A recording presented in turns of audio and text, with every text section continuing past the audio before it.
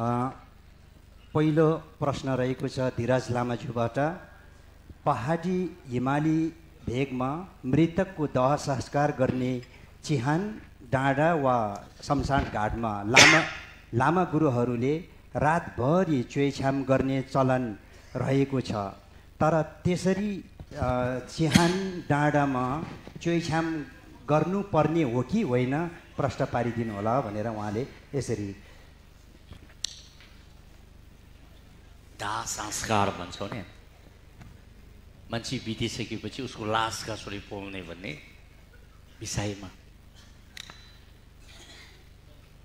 यो यस्तो मात्रै गर्नुपर्छ, यो बाहेक अर्को गर्नु हुँदैन भन्ने मिलेन, किन आफ्नो आफ्नो परम्परा हुन्छ। अब हामी च्याङदेरमा भए तुजिसिम्बु डुवा किन्डोल बाटो छिनसेक गरेर लास पोल्छौँ। जाछुनमा भए तुजिसिम्बु ङेन्सोङ राङडोलबाट छिनसेक गरेर अर्को छिनसेक त छन्, अर्को पनि छ, अब हो त्यसरी पोल्छौँ। हामी पाहाडमा कुरा गर्नुपर्दा अनि च्याङदेरको आफ्नै चेयो हुन्छ। तर यसरी लास पोल्ने ठाउँमा चेयो गरेर छ्याम गर्ने च्याङदेरमा खासै छैन। जाछुन पेटुकभित्र चेत छैन। जाछुन पेटुको वाङलुङ मैले 2-3 चोटि गरिसकेँ, त्यहाँ चेयो आउँदैन। तर थापेर चेयो गऱ्यो भनेदेखि त्यो त राम्रै पक्ष भयो नि है। अनि रातभरि नि नाच्नुपर्छ भनेदेखि रातभरि नाच भन्ने पुस्तक त अहिले यो संसारमा त भेट्दैन। अब नाचिदिए त राम्रै भयो नि, होइन त? चेयो परिदियो भनेपछि त त्योभन्दा अर्को केही नि चाहियो त हामीलाई। मैले के निवेदन गरेँ नि, मैले बोल्नु जानेन भने नि हजुरहरूले बुझिजानुहोस् भनेर। अब कुनै ठाउँमा गेवा गर्दाखेरि रातभरि त्यो लाभा बजाउनु पर्ने रहेछ, बजाउनु पर्ने रहेछ। एकछिन रोकी कि के लामाहरूले यहाँ हामीले सुत्नु बोलाएको हो, खोइ बजाएको। रातभरि बजाएर मात्रै सिम्बुमाथि गइदियो भनेदेखि त 15-20 जना लिएर बजाउन आउँथ्यो नि। त्यहाँ त प्रक्रिया पो पुऱ्याउनु पऱ्यो त, पढ्नुपर्ने छेउ पो पढ्नु पऱ्यो र। लाभै बजाएर मात्रै बजाएर सिम्बुमाथि गइदिए त धेरै सजिलो काम हो। अनि यो चेयो गर्ने छ। अब जस्तो टिबेटमा उनीहरूले ची गरेर पोल भन्दाखेरि सानो टुक्रा मात्रै पोल छ, सबै काटेर गिद्धलाई खुवाउँछ टिबेटतिर। त्यहाँतिर चेयो गर्छ, गाङलिङ बजाए कि 81 गिद्ध जम्मा हुन्छ भनेको। अहिले खिनछिन झिग्मी फिन्चोको गुम्बाको छेउमा एउटा चान गाडी रहेछ, म स्पेसली हेर्नु गएको खाममा। म अलि ढिलो भयो, 2 बजीतिर पुग्यो। हरेक दिन 15-20 लास आइपुग्छ अरे। म जाँदाखेरि त 2-3 लास मात्रै बचेको रहेछ, अरू सबै खुवाइसके रहेछ। त्यहाँ लामाहरू चेयो गर्दै काटेर खुवाउँछ हो। र अब चेयो गर्ने परम्पराले त चेयो गर्छ, तर च्याङदेर र जाछुनको परम्परामा त चेयो गरेर नाच्ने च्याङदेरमा पनि छैन, पेटुकमा पनि छैन। अब थापेर गऱ्यो भनेदेखि त जति थापेर गरे नि अब त्यो राम्रै हो। परम्परा अनुसार प्रक्रिया पुऱ्याएर क्वालिफाइड गरेर गऱ्यो भनेदेखि त धेरै राम्रै कुरा हो। त्यस कारणले अब बजाउनै पर्छ भन्ने होइन, चेयो गर्नै पर्छ।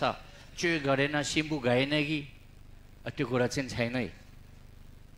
नगएर यतै बस्नु पाउने भए त चेयो नगर्ने थियो नि। बसोस् न, किन पठाउने टाढो टाढो।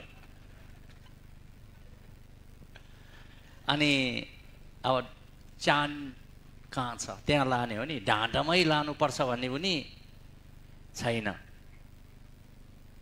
हो। अब आफ्नो गाउँठाउँमा चान कहाँ छ, तुठे, त्यहाँ लगेर पोर्ने भने अब कुनैले के भन्दो रहेछ, मलाई चाहिँ फलाना ठाउँमा लगेर पोल्नु है, त्यहाँबाट सबै देख्छ भन्छ।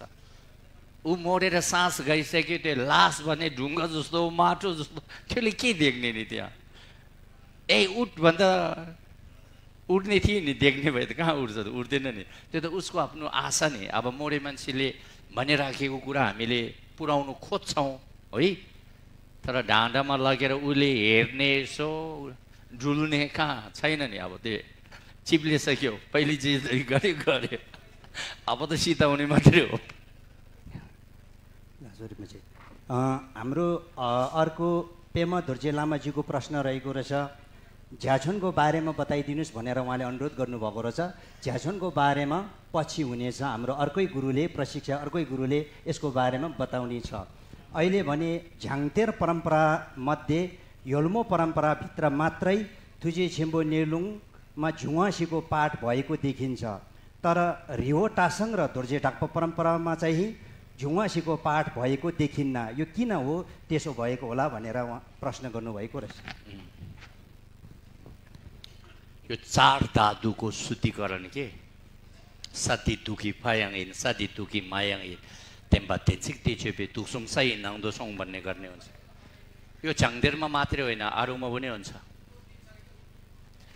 अनि यो के हो भनेदेखि रिबुटासङ परम्परा, धोर्चेटाक परम्परा, योल्मु परम्परा, छोकटिक भन्छ नि, त्यो छोक मिलाउने त्यो एउटै गुरु होइन नि। कसैले गेपा, कसैले द्विपा, त्यो हो। त्यस कारणले योल्मु लुको थुजिसिम्बुमा मात्रैमा होइन।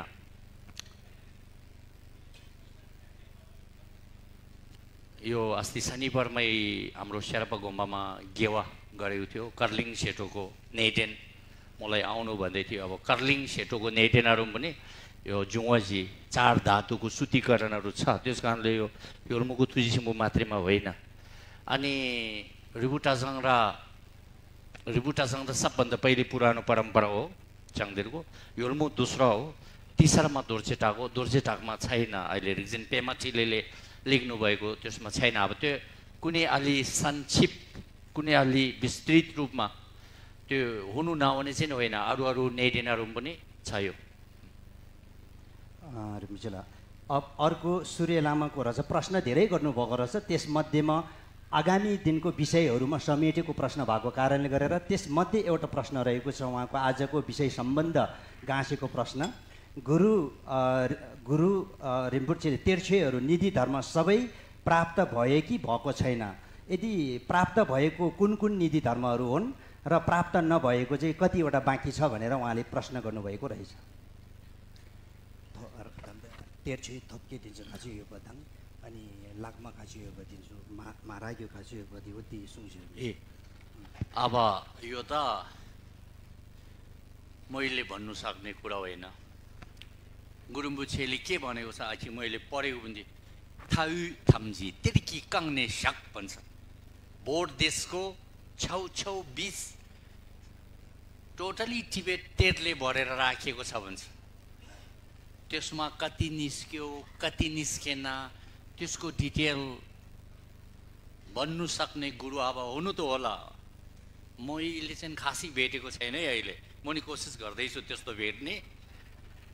अब त्यसको लागि त तोक्पा भन्छौँ नि, तोक्पा सिद्धि प्राप्त गरेकोले ङ्वेन्सी भन्छौँ नि, फो सिङ हो। त्यस्तोले गऱ्यो भने मात्र हाम्रो यो आँखाले हेरेर यो कानले सुनेर त्यो बुझ्नु सक्दैन। किन टिबेट मात्रै होइन नि, नेपाल, भुटान, अब कति ठाउँमा लुकाउनु भएको छ। त्यो सबै त निस्किएको छैनै। किनभनेदेखि तेन्डेल न्याम भन्छ। तेन्डेल नेपालीमा तेन्डेललाई के भन्छ? अब आफ्नो भाग्य पुण्यहरू कमजोर भएको कारणले गर्दाखेरि अनि शुभ साहित बिग्रेको। तेन्डेल न्याम भने शुभ साहित बिग्रेको। कुनै तीर्थनले अति धेरै उसले नीति धर्म निकाल्नु पर्ने हुन्छ, उसको नाममा राखेको हुन्छ। उसको शुभ साहित बिग्रेर त्यसमाथि आधा मात्रै निस्किएको, उसलाई केही गाह्रो बाधा अर्चना आएको त्यसो हुन्छ। त्यस कारणले गुरु रिम्पोछे एक्लैले होइन, इसी छोग्याल, बिमला मित्र, बेरोचाना, धर्मराजा ठिसोङ देउचेन, प्रिन्स मुनिचेम्बु लगायत धेरैले लुकाएको हो नि। त्यसमा ननिस्किएको धेरै होला। त्यस कारणले अब यति भाँगी छ, यति निस्किसके भन्नु गाह्रो हुन्छ। फेरि पनि जमगन कोङटुल रिम्पोछेले तेर्तेन घ्याचाइ नामथर भन्छ। सही तेर्तेनको जीवनी उहाँले कलेक्सन गरेर लेख्नु भएको छ नि। अब तिनीहरूमा मोटामोटी हो त्यो पुरा डिटेल यति निस्किसक्यो यति बाँकी छ भन्ने चाहिँ त्यस्तो अब गाह्रो। यसको नाम लेख्नु भएको छैन रहेछ। हरेक गुरुहरूबाट प्रवचन गर्दाखेरि बुद्धको पृष्ठभूमि सबै सुन्न पाउँदो रहेछ, तर नमोबुद्धमा रहेको लाछेम्बो, डाछेम्बो, निङछेम्बो बारेमा छेउमै नभएको हो र कि गुरुहरूले प्रवचनमा भन्नु नभएको भनेर प्रश्न नाम चाहिँ छैन रहेछ, यसरी लेख्नु भएको रहेछ। त्यसको त सूत्रै छ नि, ताक्मो शिवे दोक, दोमाङभित्र एउटा सूत्र छ नि, शाक्यमुनि बुद्धले प्रवचन गर्नुभएको सूत्रै छ। त्यसमा यो सबै लाछिम्बु, टाछिम्बु, निङदोप छिम्बु भन्ने सबैको इतिहास संक्षिप्तमा आउँछ। अनि त्यो त अब यस्तो भयो नि, अब किन्चोक चिन्ती प्रवचन गरिदेऊ भन्दाखेरि नमोबुद्ध प्रवचन गरेर मिलेन, थुजी छिम्बु प्रवचन गरिदेऊ भन्दाखेरि स्वयम्बु प्रवचन गरेर मिलेन। ल आज यो लामाले समय खेर फ्याँक्यो। अब किन्चोक चिन्ती बोल भनेको कहाँ नमोबुद्ध बोलेर बस्यो, त्यतातिर जान्छ कि के हो भन्नु बेर छैन नि हो। त्यसो भएको नभएको होइन, दोमाङभित्रै छ नि। जस्तो लाङ्रु लुङदेन गिदो नागार्जुनको सूत्र, त्यो नागार्जुनको सूत्रमा म आस्ते यसो पढेर बस्यो। अहिले हाम्रो नेपालमा जुन चलिरहेको छ नि गतिविधि, हस्तक्षेप भयो भन्छौँ नि देशमा, सबै कुरो बुद्धले त्यहाँ भनेको छ। पछाडि नेपालमा के हुन्छ, कहाँबाट हस्तक्षेप हुन्छ, एकदम प्रष्ट छन्। छान्नु त छ, तर हामीले मानेर त्यसको फेरि निर्मूलको काम गरिदिए त भने छ अब के छ अब। अब त्यस्तो नमोबुद्धको अब सूत्रै छ है, प्रवचन त अब त्यसको विषयमा भनिदियो भने मात्रै हो, नत्र त अब फेरि त्यो अलिक ताल मिलेन, त्यही भएर नभनेको होला गुरुहरूले। धावा वाङ्गेल लामाले प्रश्न गर्नुभएको रहेछ, शाक्य साङ्बोले पक्का यहीँ थुम्काभित्र छोडिदिन्छ भनेर ढोक गर्दा थुम्का फाटेर छोडिदिन देखा परेको हो कि अथवा चाहिँ झ्याझी आमाले बनाउनु भएको अगाडि कुन चाहिँ अगाडि हो भनेर प्रश्न गर्नुभएको रहेछ। अगाडि त अब निर्माण नै मझ्याचीमाले गरेको हुनाले त्यही छुटेन। कुनै समय कालखण्डमा भारी पहिरोले छोपेको हो कि भन्ने कुरा हो। शाक्य साङ्बोले त्यही फेरि निकालेको हो, उसले सम्पूर्ण नयाँ बनाएको होइन।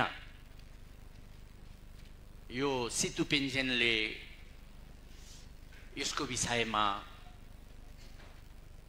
काक्यु छुन्जुङ दावा छुसिल ठेङ्वा भन्ने यत्रो दुईटा ठुलो पुस्तक छ, त्यहाँ प्रास परेको छ।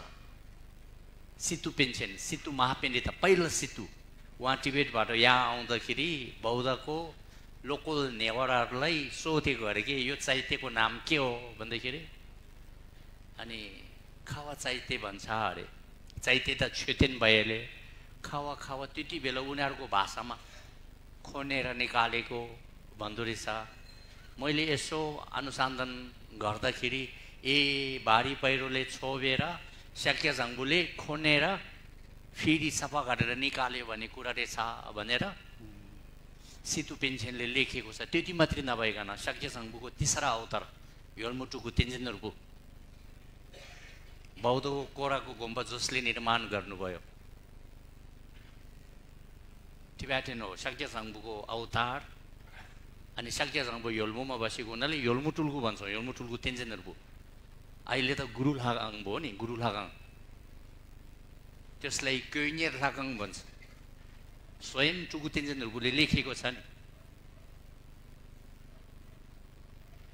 उहाँले पनि यो बौद्ध चाहिँ शाक्य साङ्बोले कसरी खोनेर निकाले, उसले नयाँ बनाएको भन्ने कुरा होइन। जुन छचिमाले बनाएको छेतिन चाहिँ बिचमा माटोले छोपेर दर्शन नआउने बेलामा उहाँले फेरि खोनेर सफा गरेर हामी सबैले दर्शन गर्ने लायक उहाँले गरेको भन्ने कुरा हो। बनाउने चाहिँ त्यो मच्छाछीमा र उसको 4 छोराले बनाएको। त्यति बेला शाक्य साङ्बो त्यो 4 छोराको सहयोगी थियो नि। अनि उसले ढोकेर त्यो जुन पर्वत डाँडा जुन डाँडा आफै फुट्यो भने त्यो भित्र निस्केको होइन।